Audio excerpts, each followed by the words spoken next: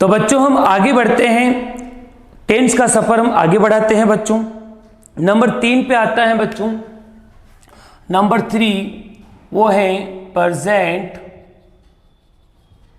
Perfect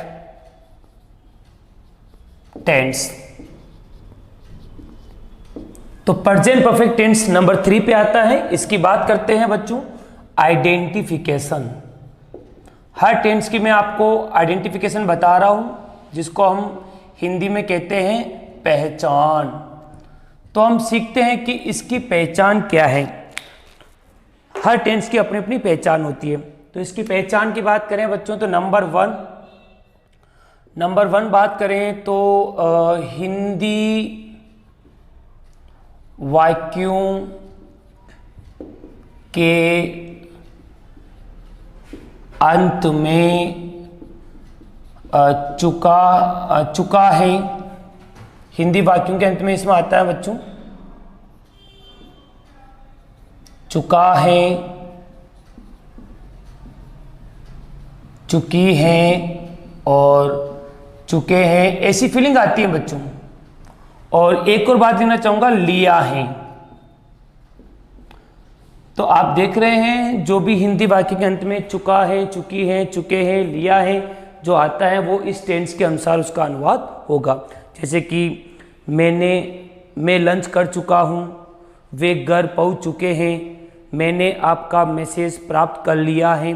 तो कोई भी वाक्य जो अभी भी समाप्त हुआ है, जो काम अभी भी समाप्त हुआ है कि मैंने बैंक से पैसे निकाल लिए हैं, तो चुका है, चुकी हैं, चुके हैं और लिया है जो आता है वो इस टेंस से बनेगा।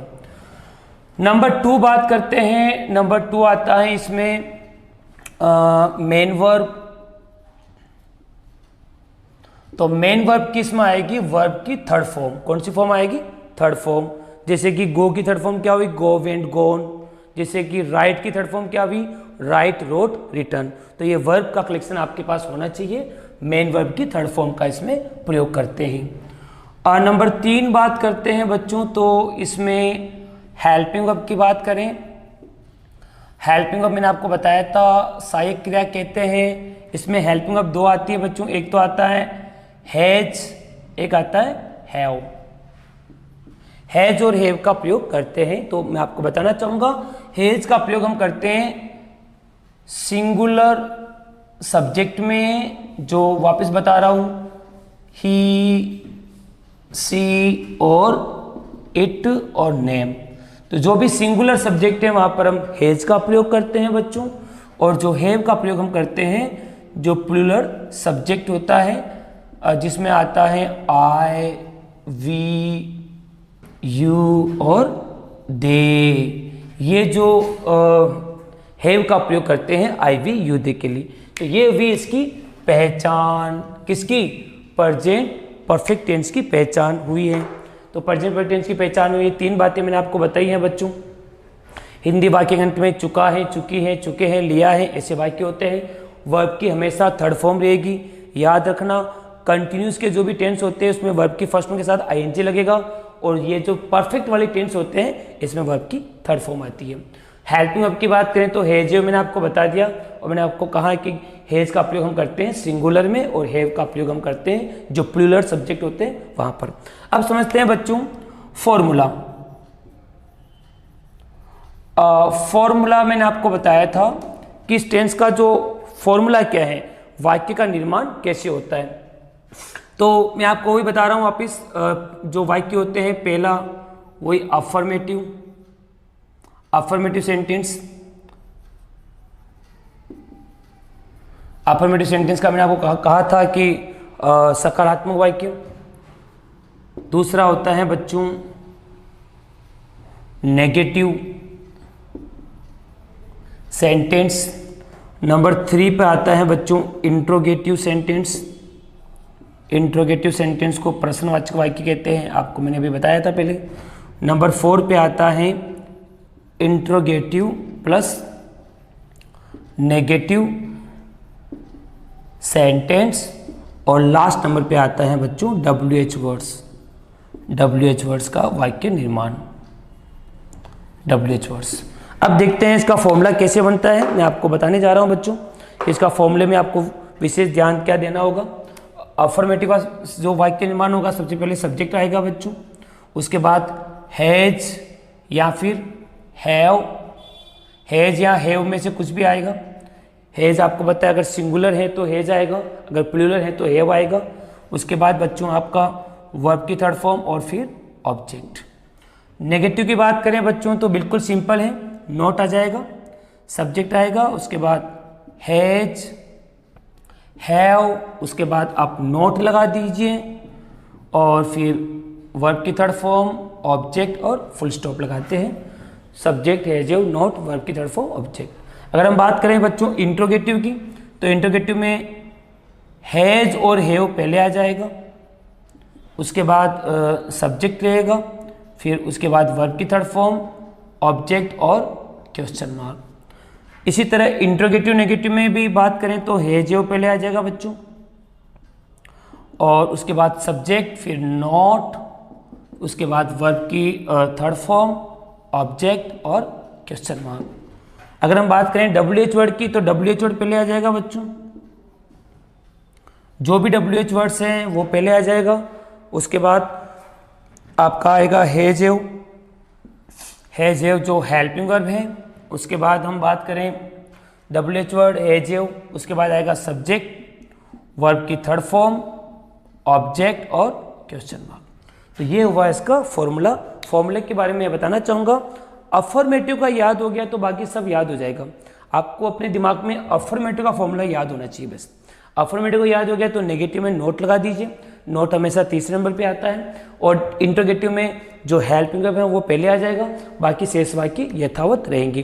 तो ये है इसका इस टेंस का फॉर्मूला। आगे बढ़ते हैं बच्चों, अब हम समझते हैं इसके एडवर्ब कौन से आते हैं, उदाहरण क्या है। Let's go ahead. यस बच्चों, हम समझते हैं प्रेजेंट परफेक्ट टेंस जो मैंने आपको सिखाया है उसमें जो एडवर्ब कौन कौन सी आती है।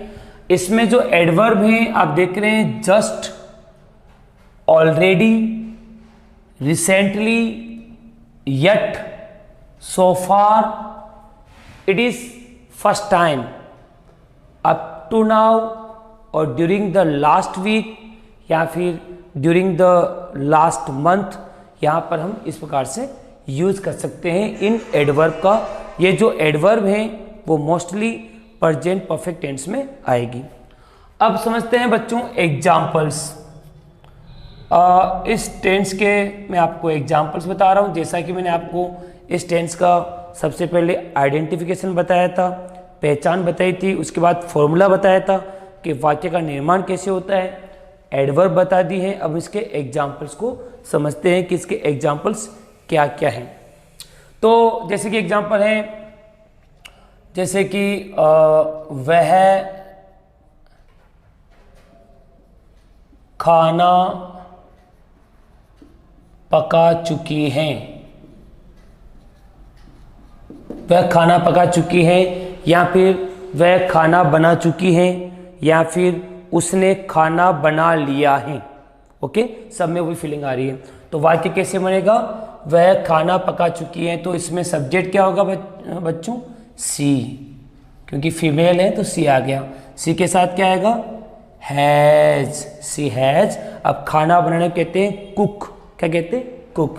तो सी हैज कुकड, थर्ड फॉर्म आ गई फूड, पैस के सिंपल वाक्य बन गया बच्चों, सी हैज कुकड फूड, वह खाना पका चुकी हैं। अगर नेगेटिव क्या बनेगा, सी हैज नॉट कुकड फूड। और क्या वह खाना बना चुकी है, अगर इंट्रोगेटिव की बात करें तो हैज सी कुकड फूड, ये होगा। ओके, वह खाना कितनी बजे बना चुकी है। जैसे WH वर्ड की बात करें, वह खाना कितनी बजे बना चुकी है, तो क्या बनेगा, what time, what time has she cooked food. ये सेंटेंस आप बनाएंगे। एक और एग्जांपल देखते हैं बच्चों इसका, जैसे कि मैंने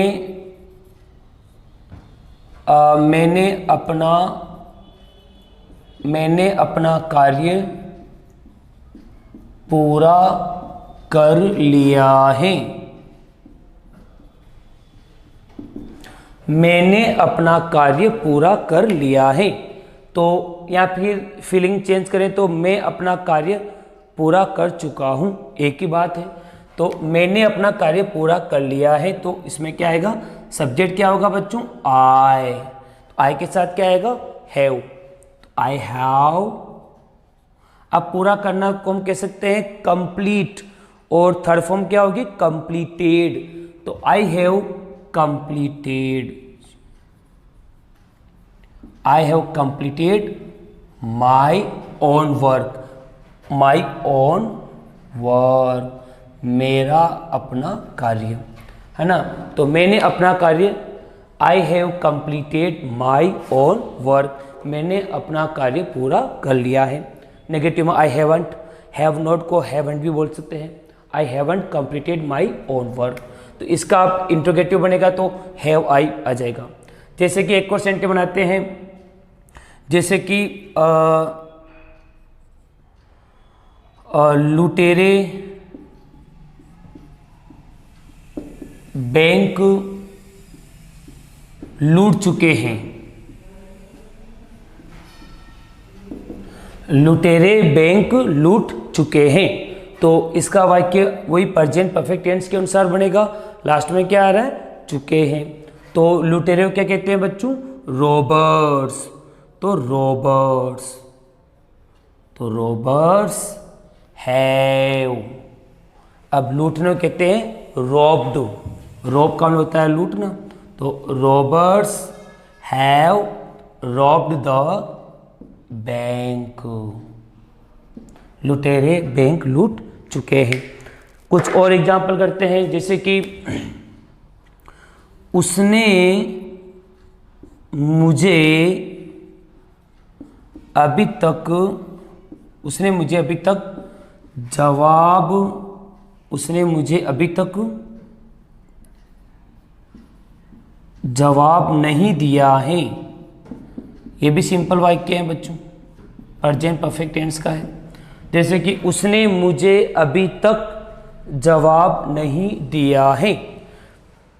तो अगर कोई फीमेल है तो सी लगेगा उसने के लिए, अगर मेल है तो ही लगेगा। जैसे कोई फीमेल की बात करें तो सी के साथ क्या आएगा बच्चों, हैज़। तो सी हैज़ नॉट, जवाब देना, रिप्लाई, रिप्लाई करना। तो she has not replied, third form आ गई, रिप्लाइड हो गया बच्चों, है ना। तो सी हैज़ नॉट रिप्लाइड मी।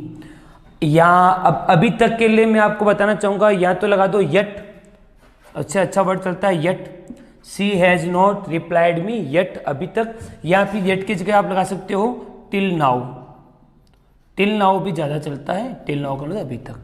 तो ये कुछ एग्जाम्पल दिए हैं। एक और एग्जाम्पल मैं बताना चाहूँगा, जैसे कि बच्चों इंडिया